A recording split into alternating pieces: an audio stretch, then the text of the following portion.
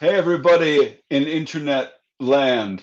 My name is Saj Freiberg. I'm with AISH New York, and we have a very, hopefully a very fascinating and fun discussion for everybody tonight. The title of this is, Are We Really One People?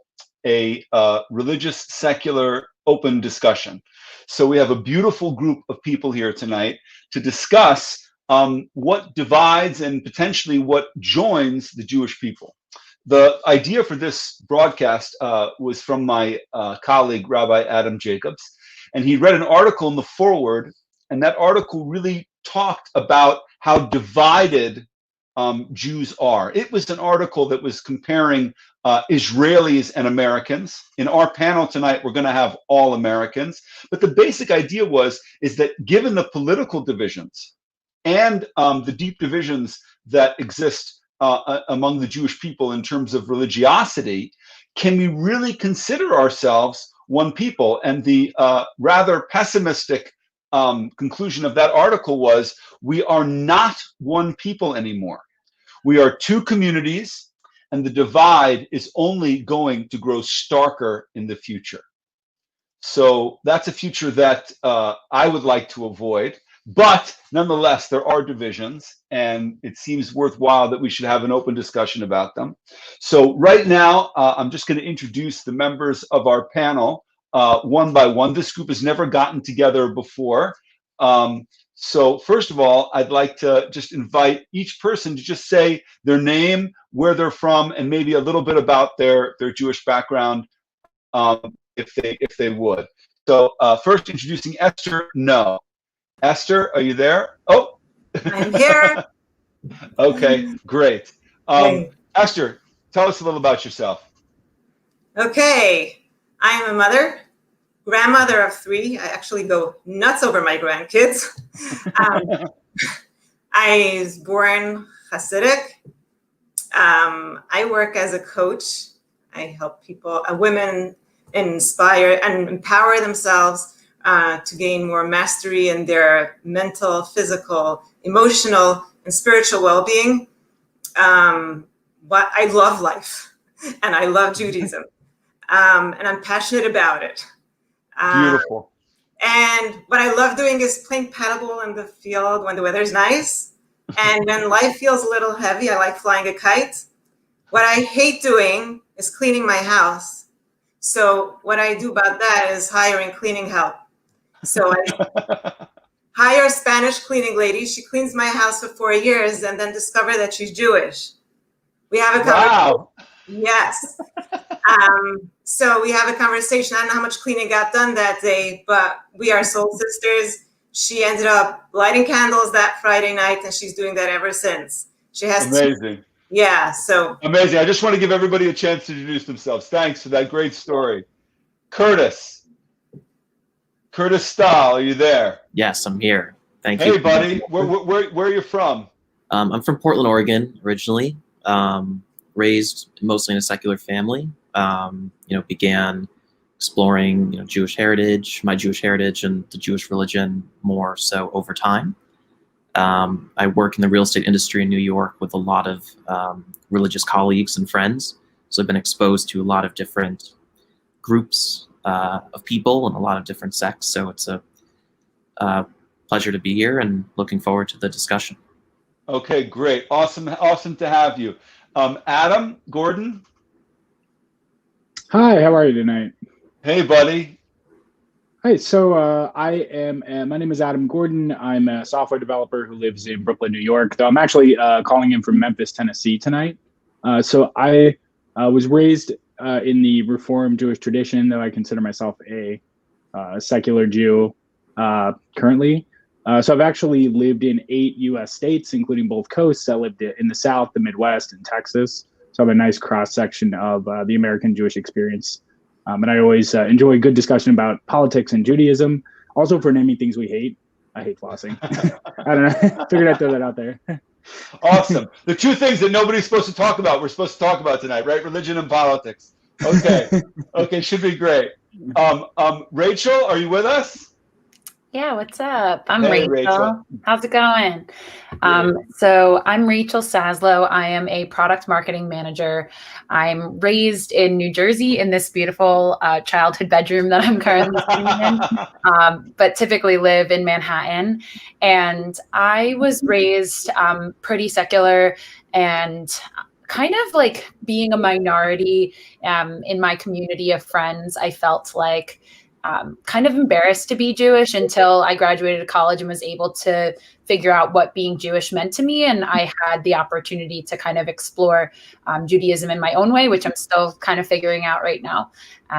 So yeah, I'm really excited to be here. Thanks for having me. Beautiful.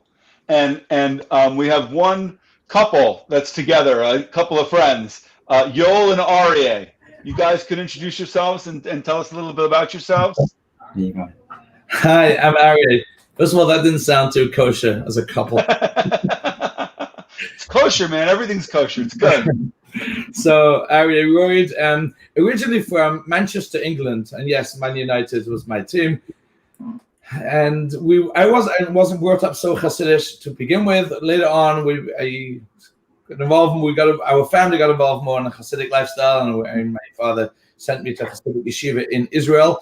And since then, got married in America.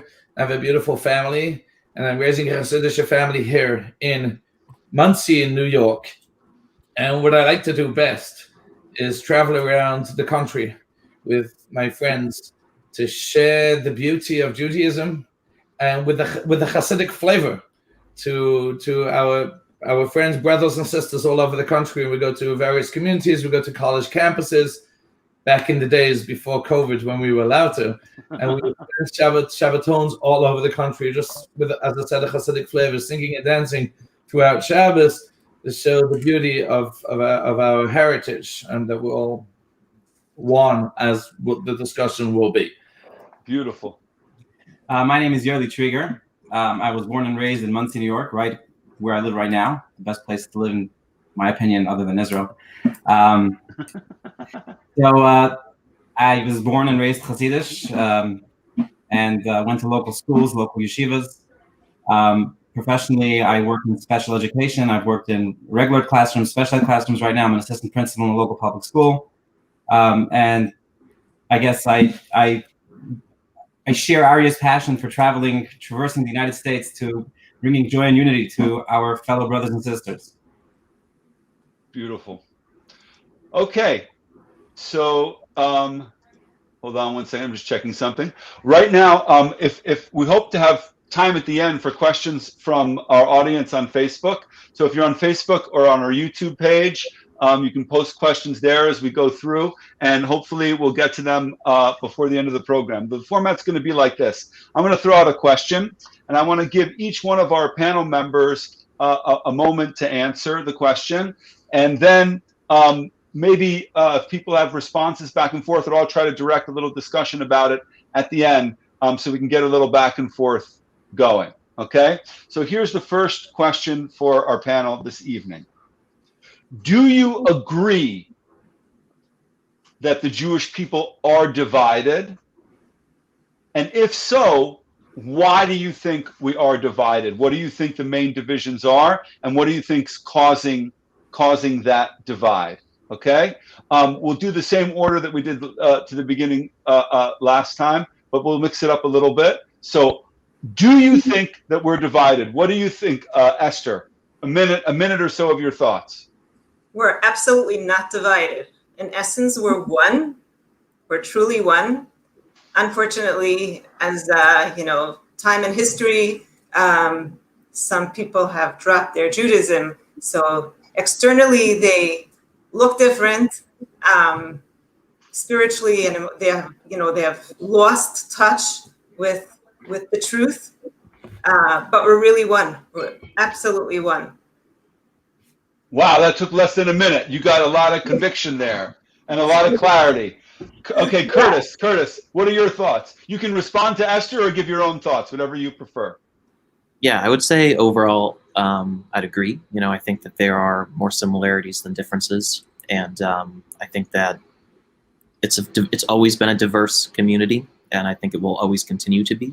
I do think there are two sides and there's polarization, but I'm Can you also. expand on that a bit? What do you think? What do you think the two sides are? Where do you think the polarization is? I think in Israel, especially, you've seen sort of, it was a country that was founded by, mostly secular, socialist, Ashkenazi Jews. Now, if you go to Israel, there's been a lot of Sephardic immigrants. It's more religious. It's more conservative. That's sort of the milieu there, the cultural ethnos of the country, I'd say, is more right wing. Whereas in the United States, 90% of the Jews that live here are descended from people who came in the 1920s, mostly looking, in that time period, mostly looking for economic opportunities.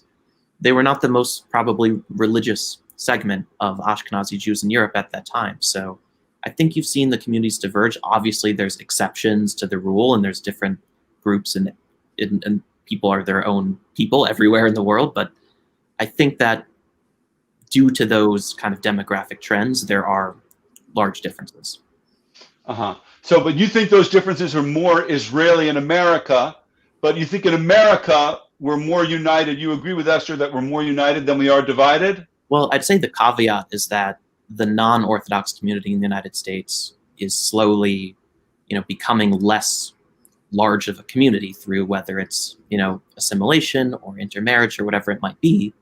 Whereas the Orthodox community is obviously having more children, is becoming larger, but at the moment, it's still a very small percentage of the community as a whole, but it's one that I think cannot be ignored anymore. It's one that you cannot simply just be kind of pushed to the side and say, oh, this is not a large contingent of the community, because it is, and it's a growing contingent. Okay, so maybe some division, Orthodox and non-Orthodox. What do you think, Adam? Sure. So I would say that, and I don't mean to skip to the end or say anything from, fast forwarding at all. I would say that I could still reconcile the Jewish people in general as a people group. But that being said, I would definitely say we are divided, that there are divisions, particularly political divisions that split different Jewish communities around the world. And you could see that phenomenon both in the United States, within, more religious communities and secular communities in the United States, and then between secular communities in the United States and communities in Israel. And I do think it breaks down politically to a certain degree. So I have heard the anecdote that, or I've heard the saying that, around the rest of the world, people pay attention to two elections typically, their own election and the election in the United States, just because the United States is plays such a force globally as far as, who they elect president, because it has such an effect on global politics.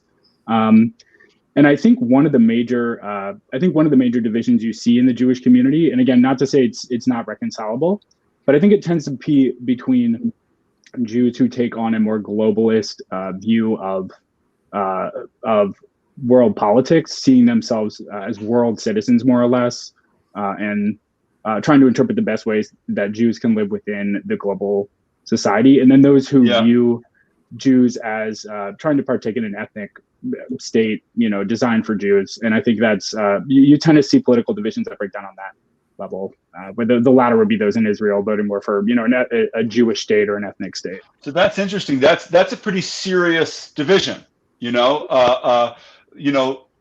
Some Jews seeing people as people. Let's put it that way. People are people, right? Is that a good way of saying what you're saying? And then others are seeing it more as Jewish and non-Jewish, right? Right. Or seeing Jews, still being able to see Jews as Jews, but seeing every human as a human, and Jews as a subsect of humans. Right. Okay. Are we divided? What do you say, Rachel? I do think that I don't want us to be. We're all nice people here. Right? We want to know what you really think, though. What do you really think? Desire is for all us to obviously be one people, but I do think that Jews are absolutely divided.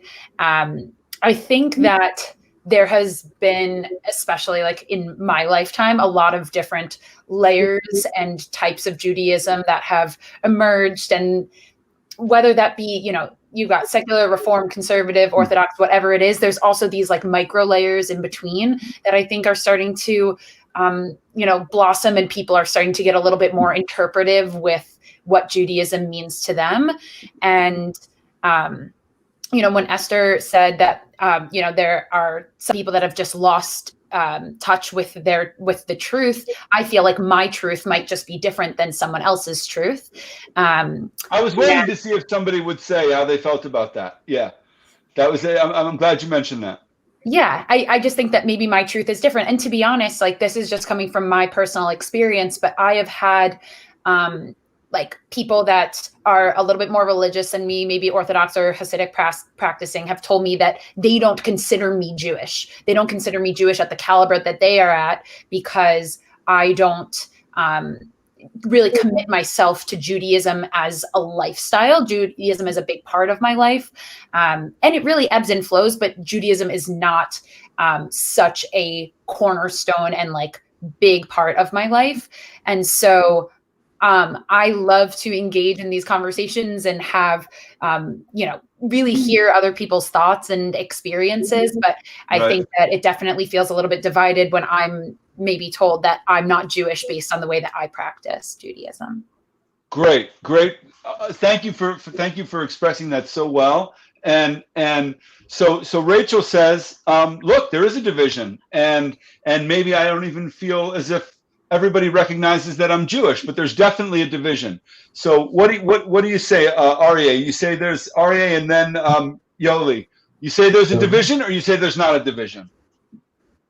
They're all wrong. There's no division. Okay, so the advantage of being the last is you can focus on what everyone said. Okay, we'll reverse the order the next time. Yeah. Okay. Okay. So, you know, Esther, actually, I know Esther personally is a very spiritual lady, and she says, yes, everyone, we're all one. And, you know, on the other end of the spectrum, I'm sorry, I agree to Rachel. I agree that we are divided, but I want to make a distinction, though. I think that we're divided as individuals. Jews, individually, Jews, we're not at all divided. That means every single Jew, if one would think about it, that's what Esther meant. We are all one, no matter where you are, how you act, what you keep, what you don't keep. No difference how observant you are, how less observant you are. There's no division, because a Jew is a Jew no matter what. I actually like to say that's why we're called Jewish. Even if you're only Jewish, you're still a Jew. Jews are one, that's for sure. Where we are divided, though, is from an organizational perspective, or from a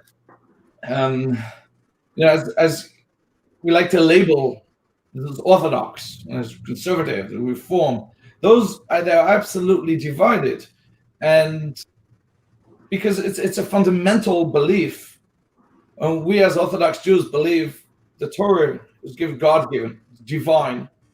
If it's given by God, a God by definition is infinite, which means when He created the world and when He wrote the Torah, He knew what's going to happen in 2020. And He wrote the Torah for our days too. It's relevant. And therefore, to say that things have changed and times have changed, and therefore we could reform the Torah, it's something we can never agree on. And I'll absolutely be divided on that, because we're not dividing, heaven forbid, Jews. Dividing, the idea behind it is this Judaism.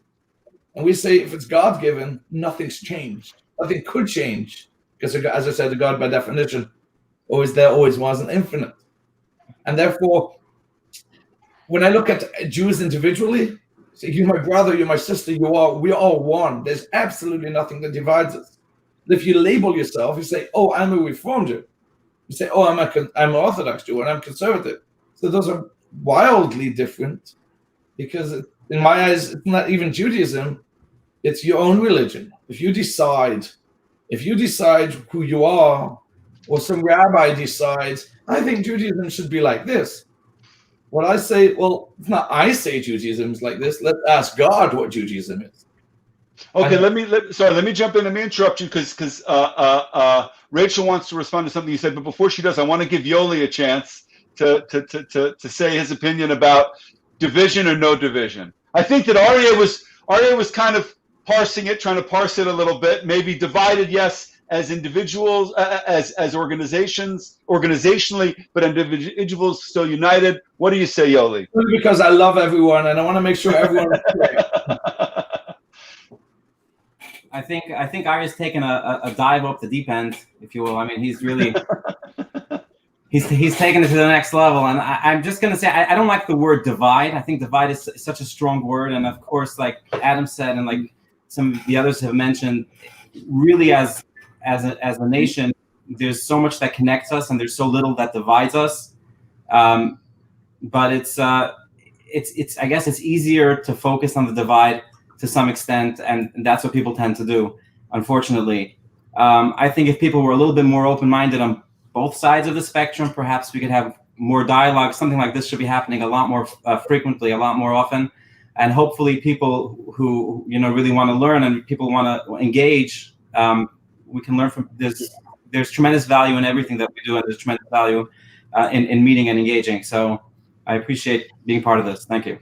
Okay, so what I get from that is afraid to use the word divided. That word is a serious thing to call us a people that are divided. But nonetheless, we do see that there's some kind of tension there. How can we overcome it? Maybe Rachel, you wanted to respond to something Aryeh said, I think.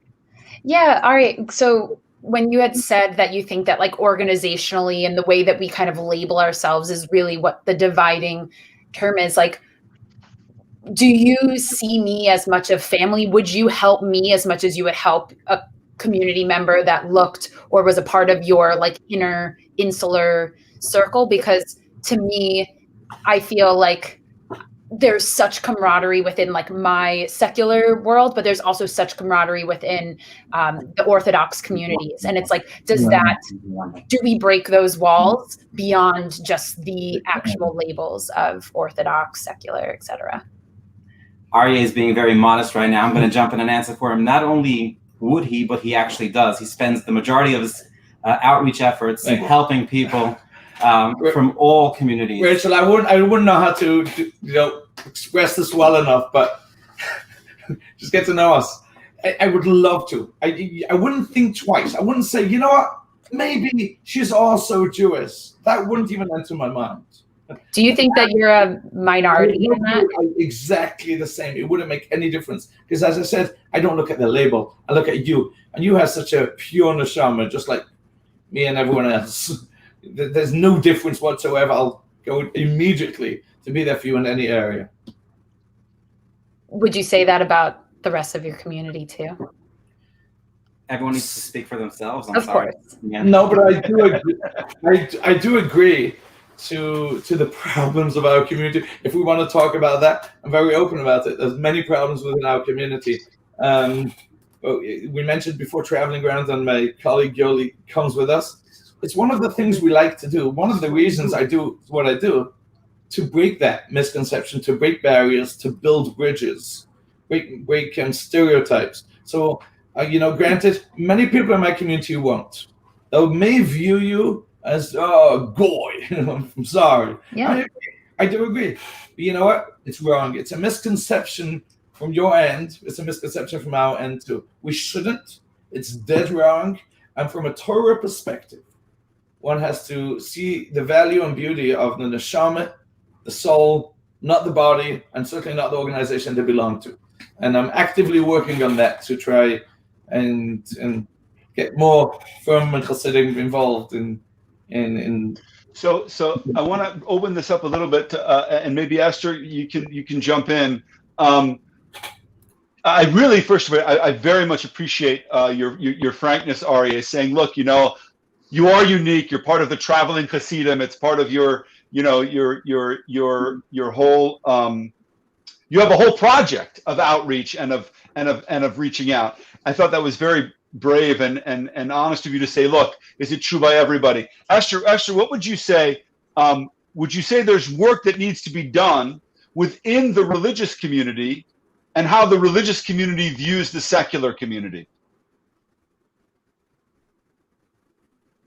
Did that make sense? Did my question make sense, Esther? Can she hear me? She seems frozen. Oh, it looks like she's frozen. Wow. Oh, we lost her right at that moment. She may have dropped. If you allow me to respond just real quick, Yeah. I think, Arya spoke about, again, what divides us and how there are people who don't engage in outreach and may perhaps see that divide. In my experience, and again, I'm not that old, but in my experience, there are, just like Aryeh, there are thousands and thousands and maybe tens of thousands of Hasidim that would drop anything to help any Jew anywhere. Many stories come to mind of different instances where there was someone in federal penitentiary and he was up against he was on death row, and he was Jewish, obviously not religious, and there was a lot of background.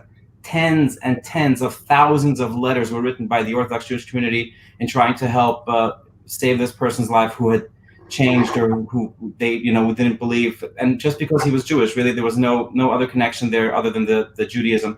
And there's so many other stories of the Jewish Orthodox community. I mean, just right now with COVID and the antibodies and the donation of plasma and different, so many different stories that come to mind where the entire Chabad movement, tens of thousands of Jews just moving all over the country to spread the light of Judaism and to really engage with anybody. So there are definitely those who divide, but if we focus on what brings us together, I think there's a tremendous amount of outreach happening on both ends, I think. Okay, pardon me for jumping in, but and I'm glad that you gave that context for the question. But I want to give, now that Esther's back, I wanted to give her a chance also to answer. Do you think, Esther, that there is work that needs to be done within the more religious Orthodox community and how they view secular people? Yeah, there sure is a lot of work to do. I try my best from my end to inspire others to see the secular people as one and respect them for who they are and see them as part of you, because as a nation, we're one.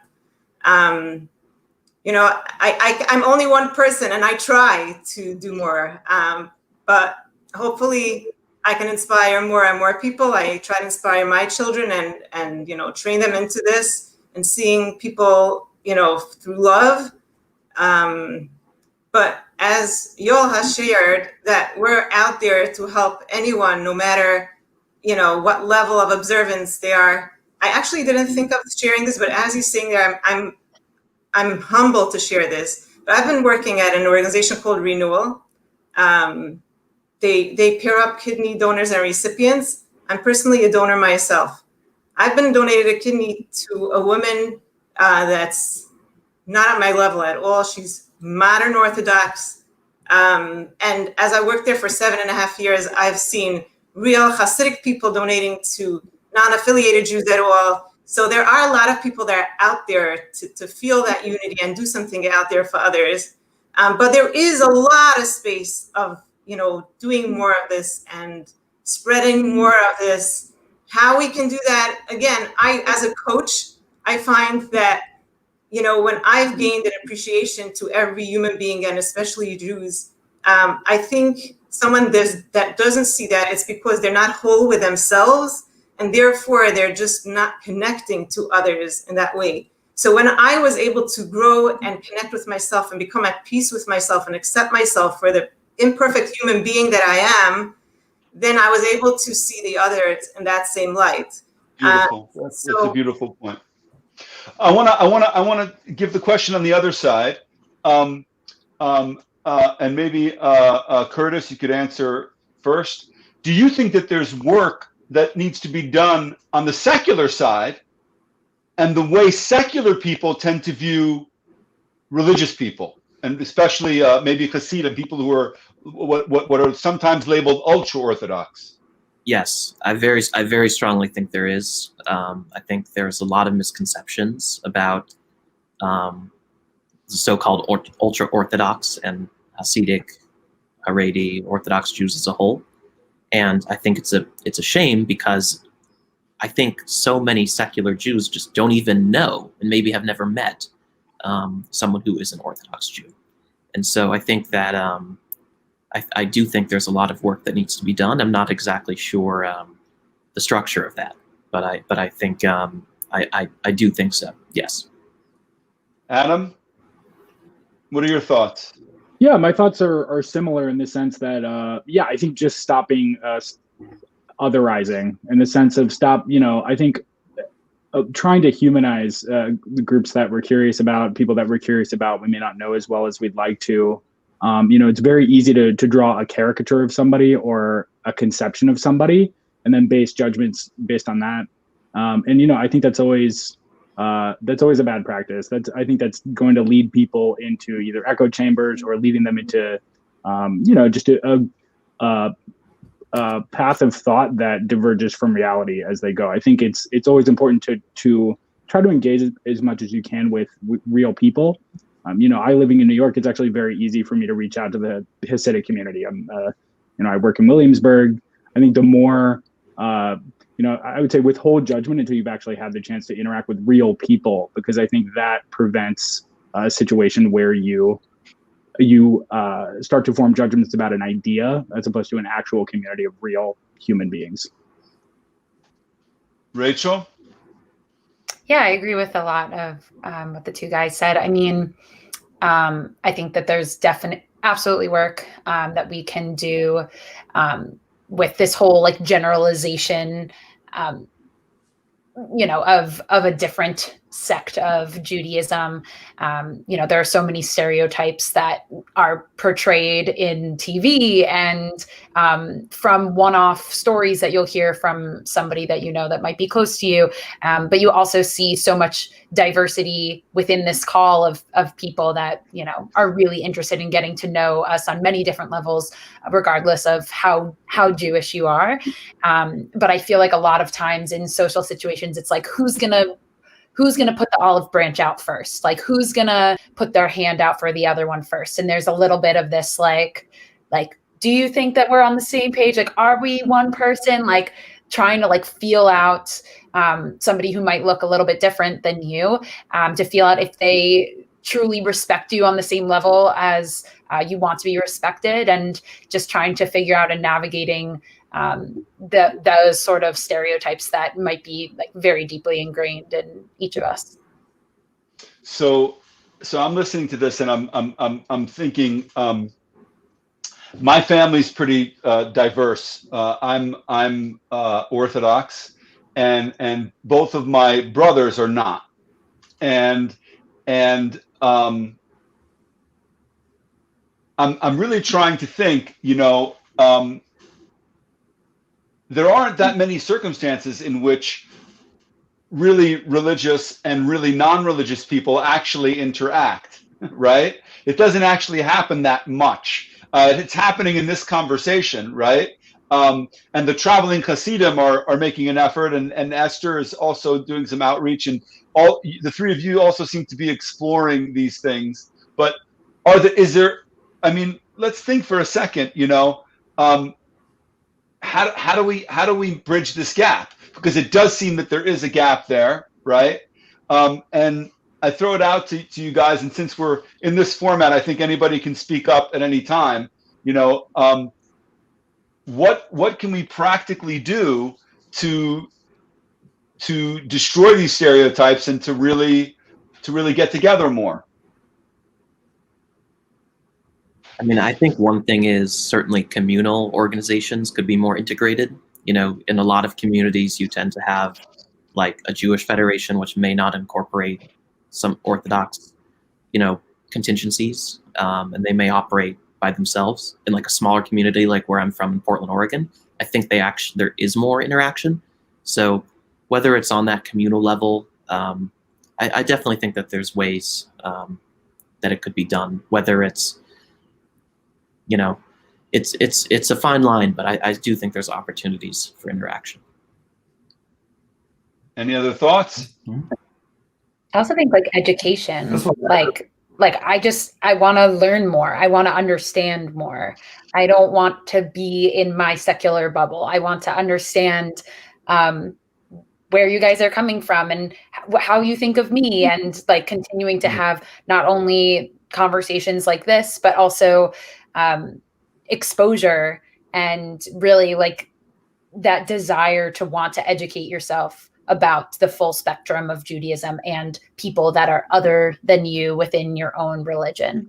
Rachel, would you say that you're unique in that way among your peer group? That you're more interested than most?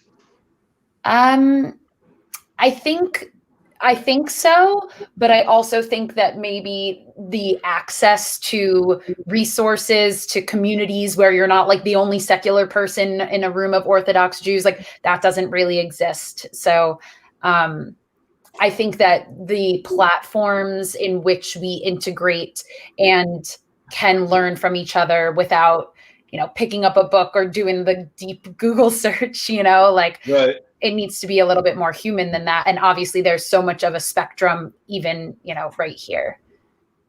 Right. So I wanted to add, first of all, Adam, I loved your terminology of otherwise, which I like that a lot.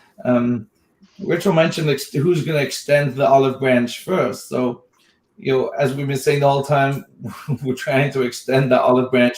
Maybe I think, if I may throw it back to you, Rabbi, large organizations such as AISH need to make it aware that we are willing to extend the olive branch.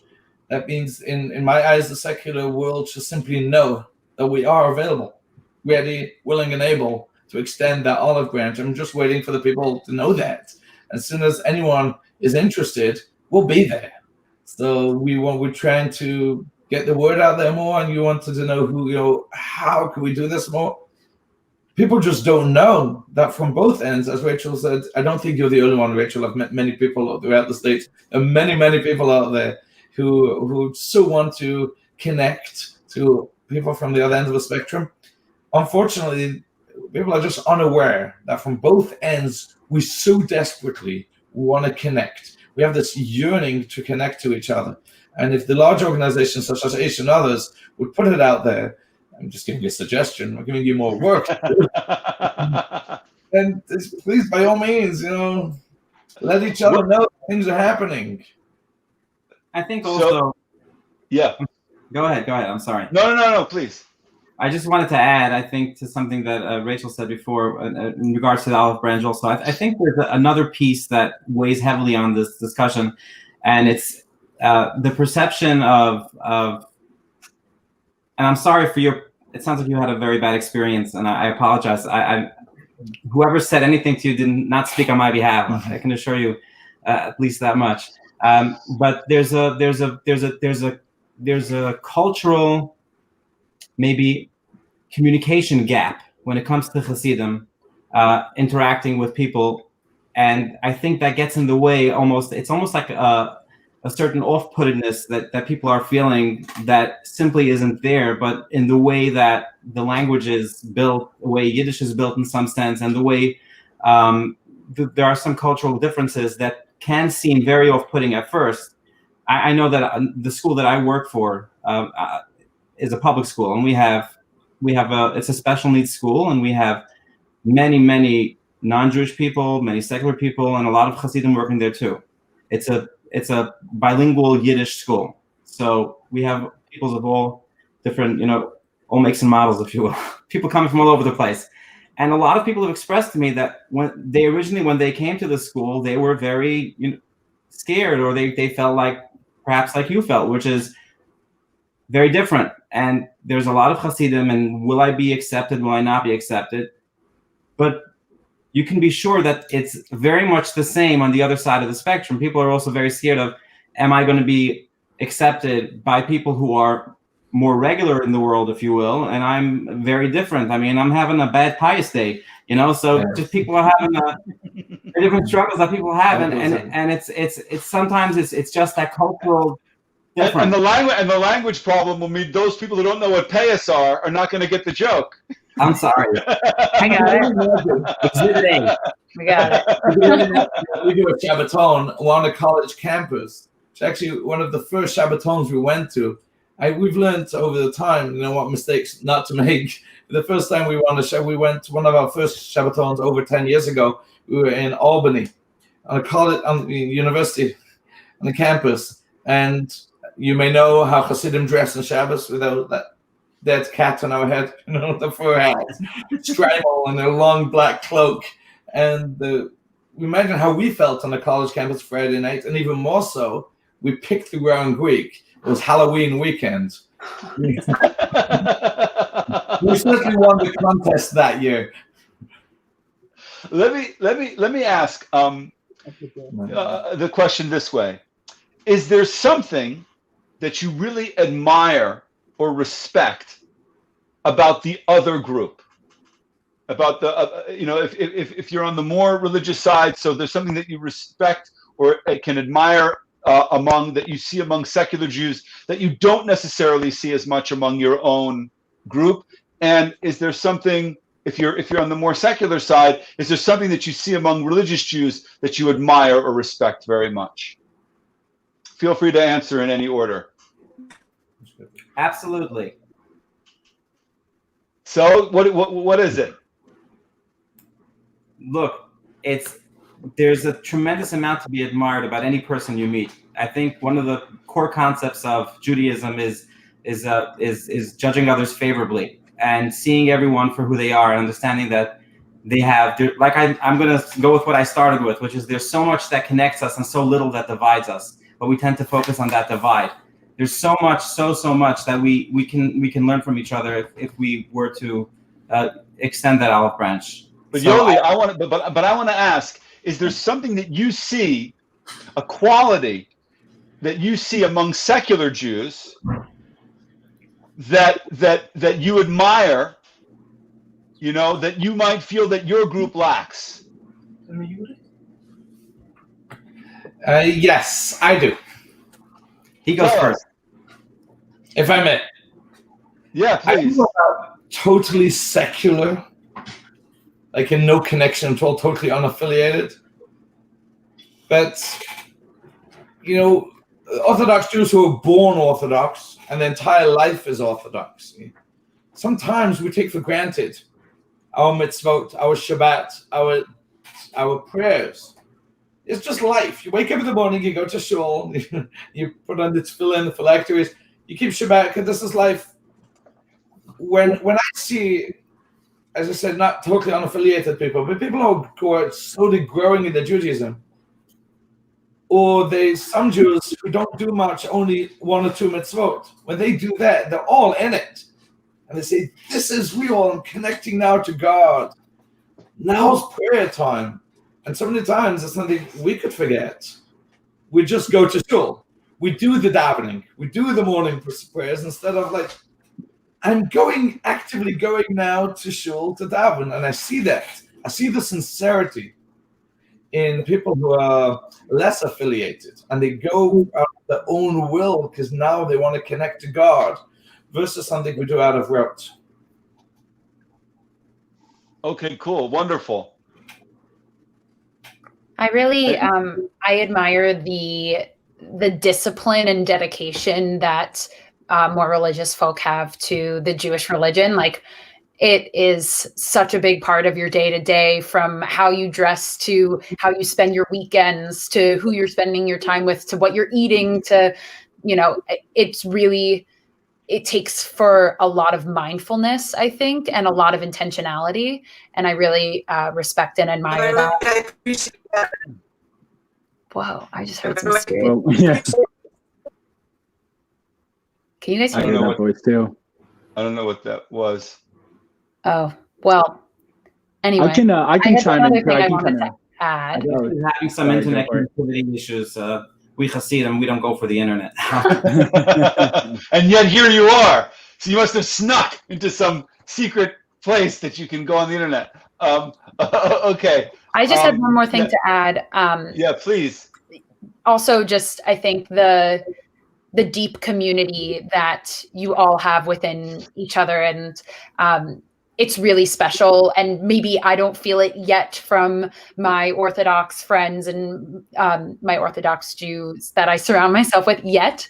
Though I would say that I just see such a camaraderie and like this willingness to always help each other out and to always put each other first, and like to really think of others within your community as a part of yourself. And I really, really admire that. Coming from a secular community, I have a lot of different pockets of communities, but it's very fleeting. It's very fickle. People move around a lot. We're in, we're out, we're feeling more Jewish this week, we're feeling less Jewish this week, and there's this consistency and this really dedication to community that I really admire.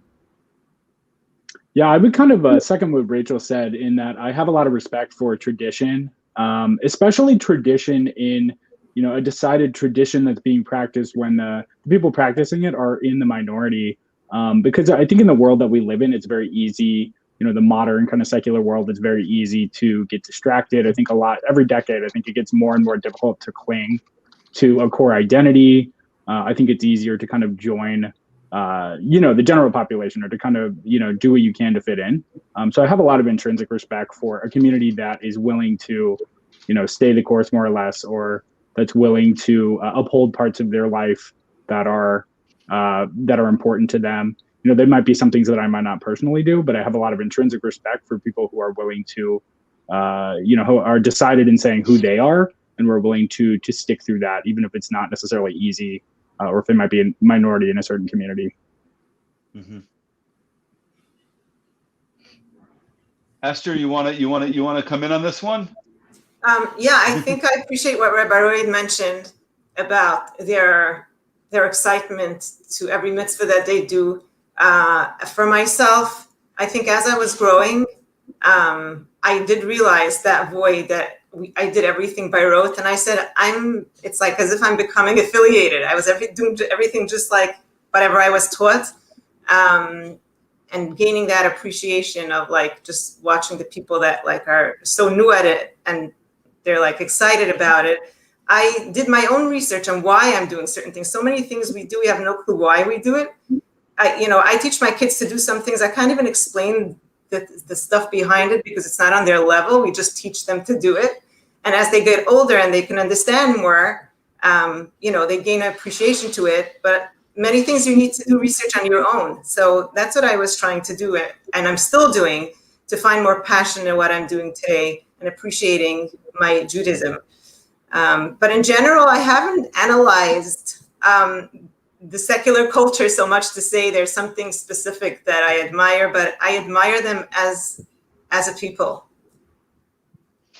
I would say, it's funny. I just wanted to put in my own thing here, having some, and as somebody who sort of lived in both worlds in my life, I grew up more basically Reform, basically secular, and then later in my life became more observant.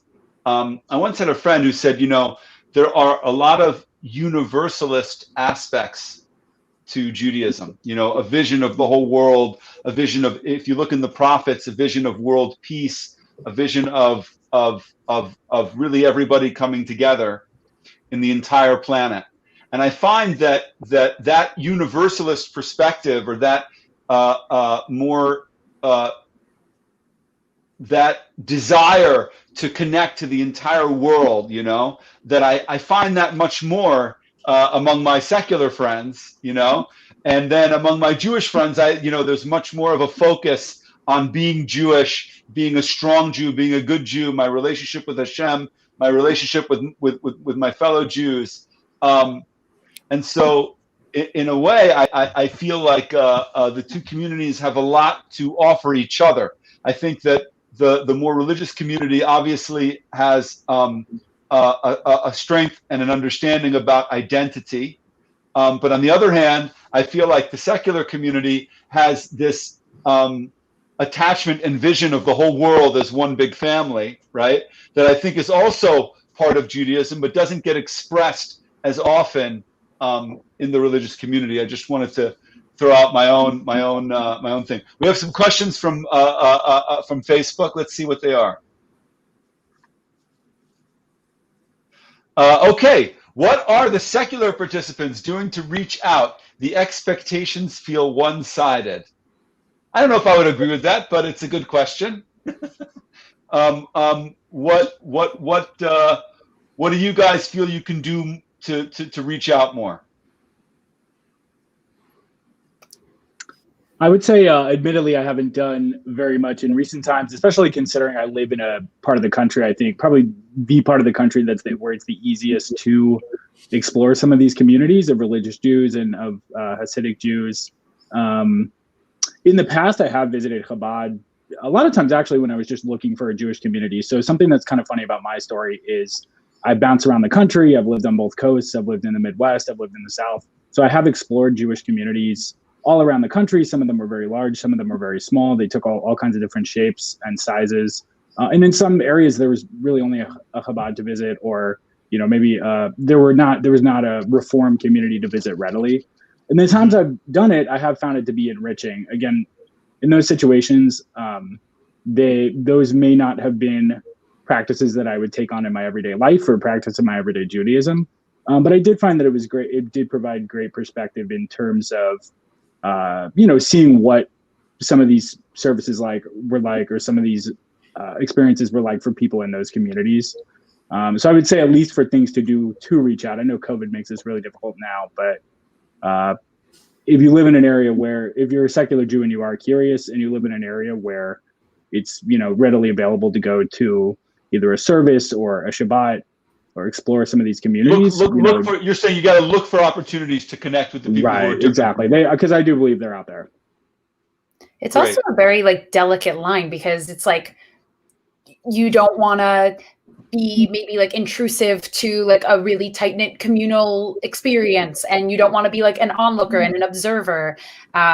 You want to find a way to really integrate, and sometimes those opportunities don't feel as readily available for, I think, either side of the spectrum. But I come with an open mind. I come onto a panel like this to explore and engage in conversation with people that are more religious than I am. And I hope to continue that conversation and get involved with some of your Shabbatons. And who knows, I think that a lot of this conversation can unlock some of those opportunities, but I don't have a closed-mindedness to not reach out. I think those opportunities need to be kind of, what was mentioned before, almost facilitated by organizations at a bigger level to kind of bring us all together like this. Well, we definitely should see in the chat some email exchanges here, because we gotta make sure that happens. If I may add something to Adam and Rachel, that you talk about from your own individual, that sometimes you go there, sometimes you go here, and it's nice to join a Shabbaton. But what you could do, because you live in the city, is you could arrange a group of your friends in your house, your place, and invite us. Amazing. So it's not just about you spending a service at the Chabad house or Shabbat meal. Get your friends together.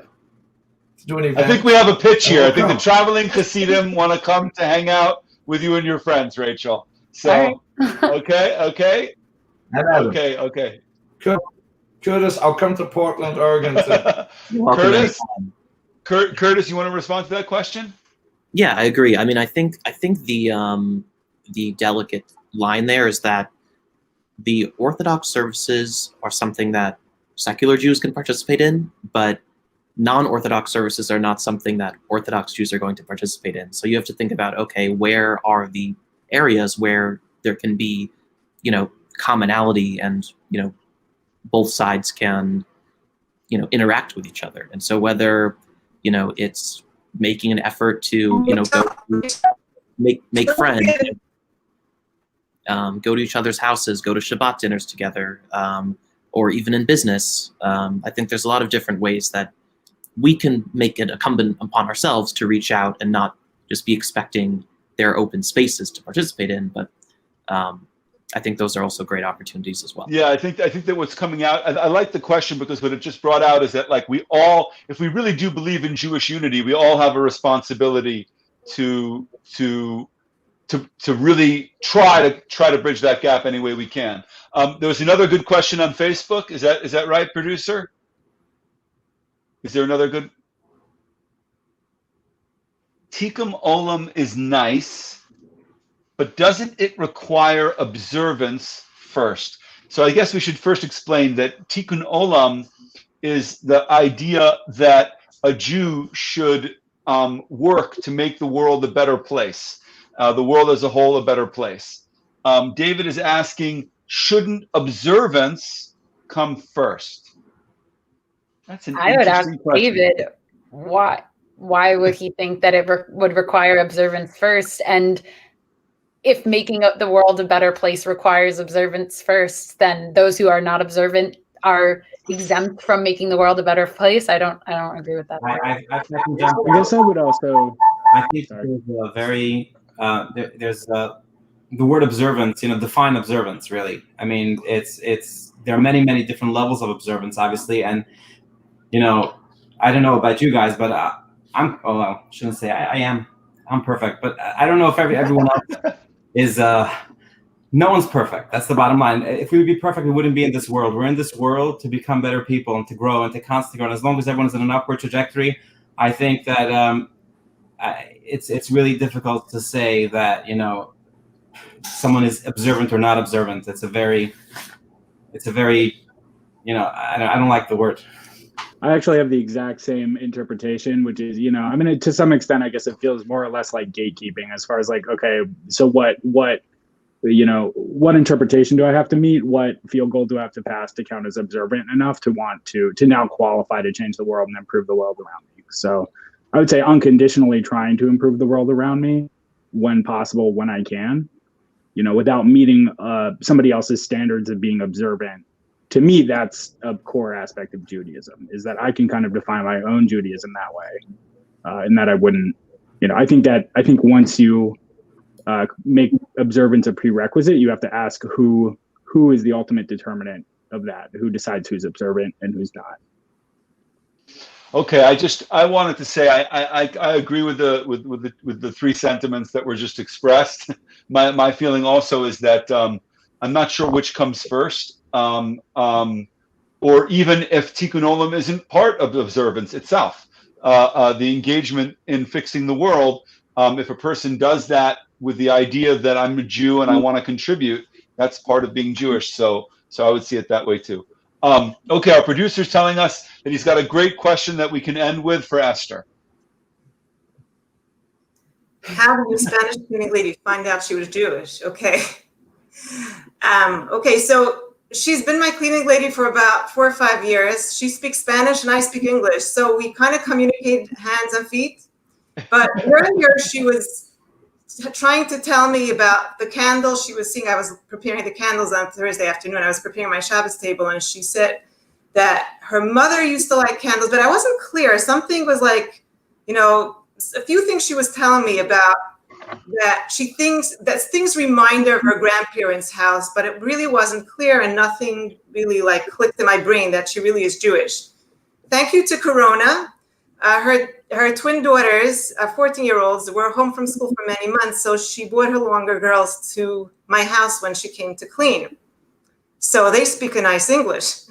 And, as they're around my house, I see them like getting stuck with some of my kids' books, and they see a picture of the hotel, the Western Wall. And she shows it to me, and she's like, I think I know what that is. It's about the temple, and the people pray there. And then she sounded so interested. And then she was helping me prepare the Shabbos table. And I asked her, do you think you're Jewish? And she's like, I don't know. And then I just invited her mother to come into the dining room, and we spoke for a long time. She was sharing so many amazing things, different things that she remembers from her grandparents. Her mother didn't keep anything anymore. They came from a very dysfunctional home, but she remembers her grandparents' home. And I asked her, her name is Berta. So I put my hands on my eyes and I said, do you remember any prayer like that?